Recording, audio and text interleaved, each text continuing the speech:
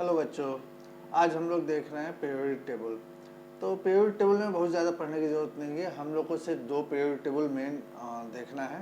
एक है मेंडलीफ, जो रशियन थे, D.I. मेंडलीफ। तो मेंडलीफ जी ने बोला था कि फिजिकल और केमिकल प्रॉपर्टीज़ ऑफ एलिमेंट जो होते हैं वो पीरियोडिक फंक्शन होते हैं एटॉमिक वेट के।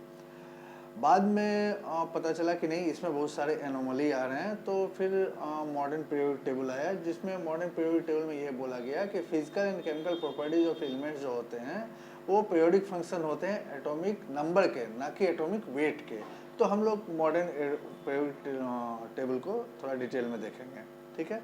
तो पीरियोडिक टेबल देखने से पहले आप लोग ध्यान में रखिए कि एटॉमिक स्ट्रक्चर का बेसिक आपको पता होना चाहिए कि एटॉमिक स्ट्रक्चर होता क्या है, ठीक है।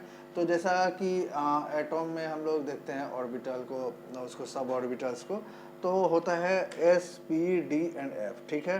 S में दो इलेक्ट्रॉन होते हैं, दोनों अपोजिट स्पिन आप देख सकते हैं, एक ऊपर एक नीचे, ये अपोजिट स्पिन दर्शाता है। तो S ऑर्बिटल में एक सेल होते हैं, P ऑर्बिटल में तीन सेल होते हैं, तीनों में हर सेल में आप दो इलेक्ट्रॉन मैक्सिमम हो सकते हैं। ये ऐसा नहीं कि P में हमेशा 6 ही होते हैं, पर ये मैक्सिमम दर्शाया गया है, ठीक है। और जब एक सेल में दो ऑर्बिटल होंगे, सॉरी, एक सेल में दो इलेक्ट्रॉन होंगे तो दोनों अपोजिट स्पिन होगा। ये अपोजिट स्पिन दिखाता है, एक ऊपर एक नीचे, ठीक है। फिर D में आपके 5 सेल हो गए, F में 7, ठीक है। तो S में होते हैं दो इलेक्ट्रॉन, P में हो जाते हैं 3 × 2 6 इलेक्ट्रॉन, D में 10 और F में 14, ठीक है। क्लियर है यहाँ तक? अब देखिए, हमने ऑबो प्रिंसिपल अगर ध्यान में होगा तो ऑबो प्रिंसिपल में क्या होता है कि पहले 1s ऑर्बिटल फिल होता है, फिर 2s होता है, फिर 2p, 3s, फिर 3p, फिर 4s, फिर 3d, 4p, 4s, फिर 4d, 5p, 6s, 4f, 5d, P, 6p, 7s, इस तरह से होता है। तो ये ऑबो प्रिंसिपल हमको बताता है। ये जो आपका फीलिंग होता है ये एनर्जी लेवल से होता है। जैसे कि सबसे कम एनर्जी लेवल है 1s2 का, फिर उसके से बड़ा है 2s2, फिर उससे बड़ा है 2p6, फिर 3s2, फिर 3p6, फिर 4s2। 4s2 के बाद अगेन देखेंगे तो 4s2 से ज़्यादा एनर्जी लेवल 3d10 का है, फिर 4p6, फिर 5s2, अगेन 5s2 से बड़ा फिर आ जाता है 4d10, फिर 5p6, 6s2, ठीक है। फिर 6s2 से देखिएगा बड़ा होगा 4f14। तो इस तरह से मतलब एनर्जी लेवल होता है, ठीक है। अगर पीरियोडिक टेबल का स्ट्रक्चर, मतलब कि स्ट्रक्चर की बात करें या कैसे अरेंजमेंट होता है, तो इस तरह का कुछ अरेंजमेंट होता है, ठीक है।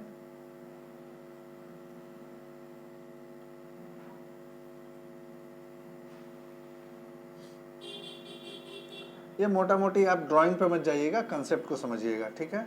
इस तरह का कुछ होता है।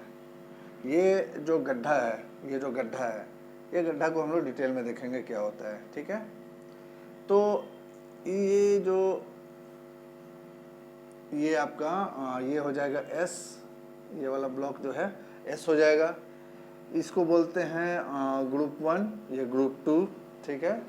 उसके बाद हो जाता है ये S, ये हो जाता है P, ये हो जाता है D। अब देखिए P में 6 होता है, 6 इलेक्ट्रॉन है ना यहाँ पे। S में 2 इलेक्ट्रॉन होता है तो 2 घर हमने बना दिया, यानी 2 ग्रुप। P में 6 इलेक्ट्रॉन होते हैं, 6 घर बनाएंगे हम लोग, ठीक है। छोटा छोटा बना देते हैं, 2, 3, 4, 5, 6, ठीक है। और ये तो इसमें कितना हो जाएगा, 6 हो जाएगा, ठीक है। D में कितना होता है, 10 इलेक्ट्रॉन होता है तो 10। अब जितने इलेक्ट्रॉन होंगे उतने प्रोटॉन भी होंगे। तो अब प्रोटॉन, जैसे प्रोटॉन का नंबर बढ़ जाएगा या तो क्या हो जाएगा, उसकी प्रॉपर्टी पूरी चेंज हो जाएगी, एलिमेंट भी चेंज हो जाएगा, अलग हो जाएगा। तो इसलिए हम लोग नंबर ऑफ इलेक्ट्रॉन बोले या नंबर ऑफ प्रोटॉन बोले, बात सेम ही है अगर पीरियोडिक टेबल की बात कर रहे हैं तो, ठीक है। तो D में 10 हो जाएगा। तो अब अगर हम ये लाइन देखेंगे तो यहाँ पे कितने होंगे, 10। तो 1, 2, 3, 4, 5, 6, 7, 8, 9 और 10, ठीक है। तो ये D के 10 घर हो गए, और ये फिर P के वापस 6 हो जाएंगे, ठीक है। फिर S के 2, ठीक है। अब देखिए ग्रुप जो है हमारे पास ये पीरियड जो होते हैं वो 7 पीरियड हैं।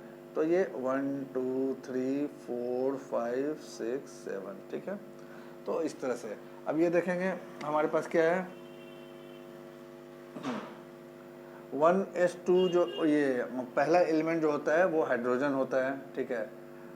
हाइड्रोजन एकदम झूलता रहता है यहाँ पे हवा में,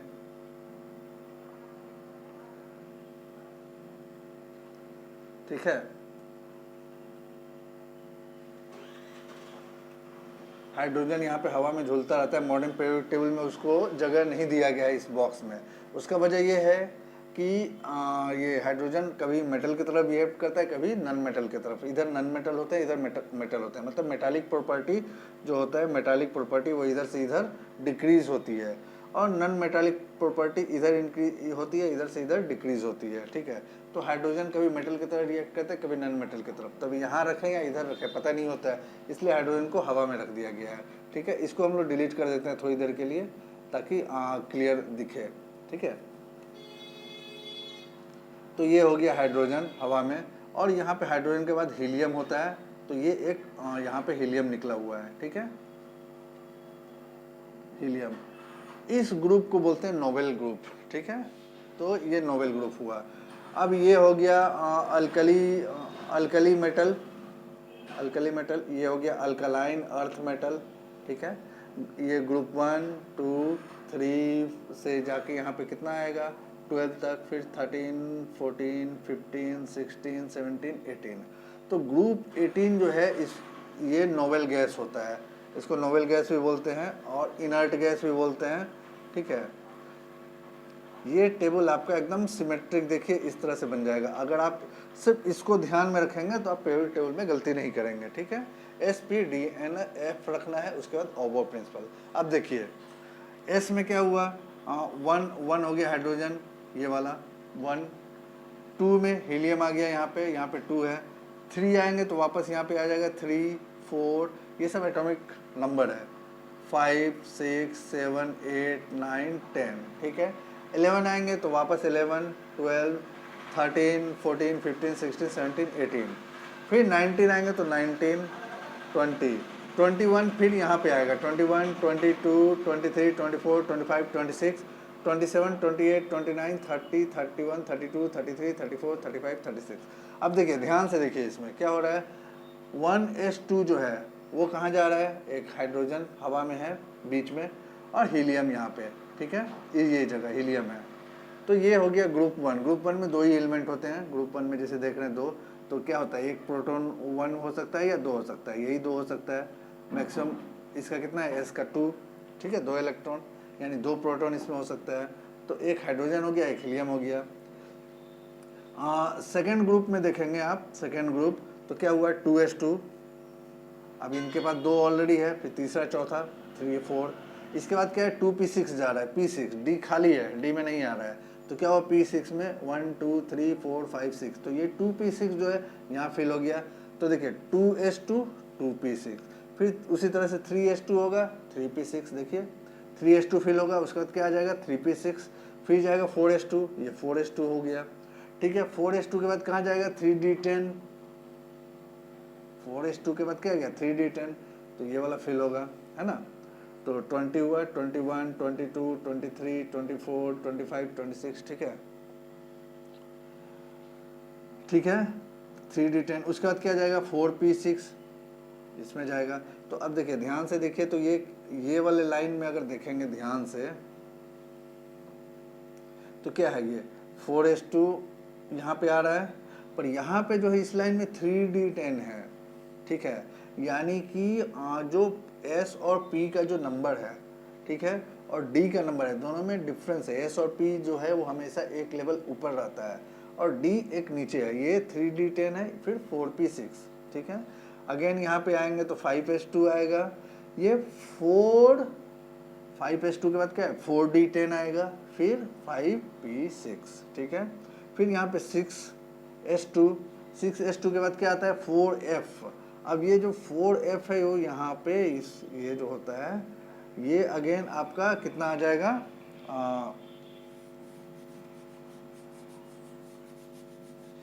यहाँ पे कितना आ जाएगा बाहर, इसको रखते हैं, ठीक है, 2 कर देते हैं। ये जो है ये 14 होता है, यहाँ पे देखिए F में 14 आता है, तो F वाला जो है ये 14 आ जाएगा, ठीक है, ये टोटल 14 घर आ जाएगा। ये पहला वाला जो है यहाँ पे आएगा, इसको बोलते हैं लेंथेनाइड सीरीज़, क्योंकि यहाँ पे लेंथेनाइड होता है, लेंथेनाइड के जैसा ये पूरा लेंथेनाइड से सिमिलर होता है, इसलिए इसको लेंथेनाइड बोलते हैं। इसको बोलते हैं इनर ट्रांजिशन मेटल, ठीक है। और ये हुआ एक्टिनाइड सीरीज, एक्टिनाइड यहाँ पे होते हैं, ठीक है। तो एक्टिनाइड के जैसे मतलब लेंथेनाइड, ये हुए लेंथेनाइड जो होगा वो क्या हो जाएगा आपका 5d10 में आएगा, ठीक है, 5d10 में 6s आएगा, 6s के बाद 5d10, ठीक है, ये लेंथेनाइड 5d10 का है। और उसके बाद क्या होगा, इनर ट्रांजिशन जो आएगा 5d10 के बाद 4f14, वो यहाँ पे आ जाए, इसके जैसा होता है लेंथेनाइड के साथ, उसको हम लोग अलग लिखते हैं, अगर एक जैसा लिखेंगे तो वो ऐसा फैल जाएगा, ठीक है, तो उसको एडजस्ट नहीं कर पाएंगे। तो ये आएगा आपका 4f सीरीज है, ये 5f सीरीज है, ठीक है। ये लेंथेनाइड हो गया, ये एक्टिनाइड्स हो गया, दोनों में 14 होते हैं एलिमेंट्स, ठीक है।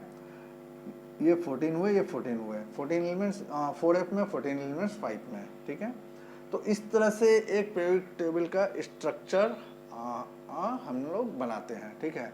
मतलब अगर आपको ये SPDF का कंसेप्ट है, मतलब बेसिक एटॉमिक स्ट्रक्चर का कंसेप्ट है, और आप ओबो प्रिंसिपल को देख रहे हैं ध्यान से, तो आप पीरियोडिक टेबल में हर इलेक्ट्रॉन को सजा सकते हैं, ठीक है।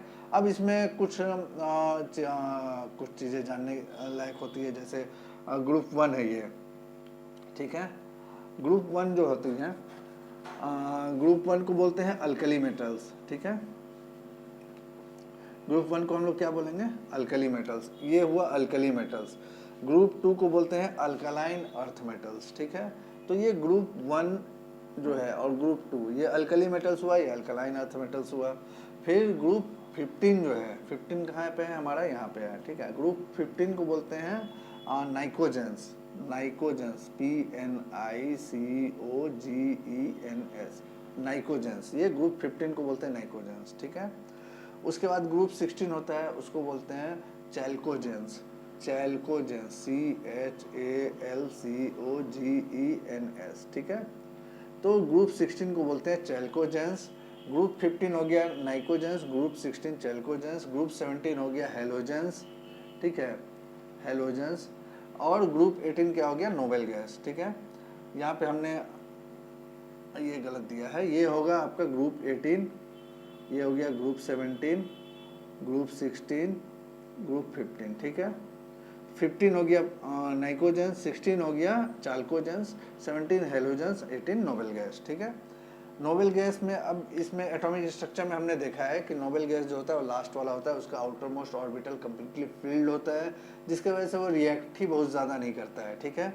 हम लोग एटॉमिक स्ट्रक्चर में देखे हैं कि आउटर मोस्ट ऑर्बिट में कितना होता है, 8 इलेक्ट्रॉन होते हैं। 8 इलेक्ट्रॉन जहाँ तक जो रीच कर जाता है वो ऑलमोस्ट वो इनर्ट हो जाता है, ठीक है। इसके आगे अब ये 7 जैसे है, यहाँ पे ग्रुप 17 में कितना है, यहाँ पे 7 इलेक्ट्रॉन होता है, ठीक है, आउटर मोस्ट, यानी 1 इलेक्ट्रॉन और फिल होगा तो ये बहुत ज़्यादा स्टेबल हो जाएगा। तो ये 1 इलेक्ट्रॉन लेने के लिए बहुत ज़्यादा एकदम आतुर रहता है कि जल्दी से एक इलेक्ट्रॉन कहीं से मिल जाए, तो इसलिए इसको ये होता है इलेक्ट्रोनेगेटिव होता है, सबसे ज़्यादा इलेक्ट्रोनेगेटिव 1 इलेक्ट्रॉन मिलता है, ये अपना ऑक्टेट फिल कर लेता है, ठीक है। उसी तरह से यहाँ पे देखेंगे, यहाँ पे क्या होता है, सरप्लस ऑफ 1 इलेक्ट्रॉन 1 होता है, ठीक है, 1 इलेक्ट्रॉन सरप्लस, ये फट से 1 इलेक्ट्रॉन दे देता है, तो ये अपना ऑक्टेट फिल हो जाता है। ऑक्टेट फिल सिर्फ फर्स्ट ग्रुप छोड़ के बाकी सब लोग ऑक्टेट फिल करते हैं, फर्स्ट एंड सेकेंड में, ठीक है। तो ये जो इस तरफ जो हो गए ये इलेक्ट्रोपॉजिटिव हो गए, ये हो गया इलेक्ट्रोनेगेटिव, ठीक है। इलेक्ट्रोपॉजिटिविटी जैसे इधर से इधर जाएंगे, यानी लेफ्ट से राइट जाएंगे, इलेक्ट्रोपॉजिटिविटी घट रहा है। इलेक्ट्रोनेगेटिविटी जैसे लेफ्ट से राइट, हम लोग राइट से लेफ्ट आएंगे, इलेक्ट्रोनेगेटिविटी घटेगा, ठीक है। तो राइट साइड में इलेक्ट्रोनेगेटिव होते हैं मोस्ट इलेक्ट्रोनेगेटिव, लेफ्ट साइड में मोस्ट इलेक्ट्रोपॉजिटिव, ठीक है, ठीक है। ये राइट साइड में इलेक्ट्रोनेगेटिव जो होते हैं वो फर्स्ट लास्ट वाला जो है ग्रुप 18, इसको छोड़ के ये इनर्ट होते हैं, इसको छोड़ के ये हाईली इलेक्ट्रोनेगेटिव, यानी अगर सबसे ज़्यादा इलेक्ट्रोनेगेटिव की बात करें तो ग्रुप 17 आएगा, सबसे ज़्यादा इलेक्ट्रोपॉजिटिव की बात करें तो ग्रुप 1 आएगा। ठीक है, तो 1 से 17 तक में हम लोग पेरियोडिसिटी देखते हैं, बहुत ज़्यादा फ्लक्चुएशन होता है। अब इसको डिटेल्स में हम लोग अगले वीडियो में देखेंगे।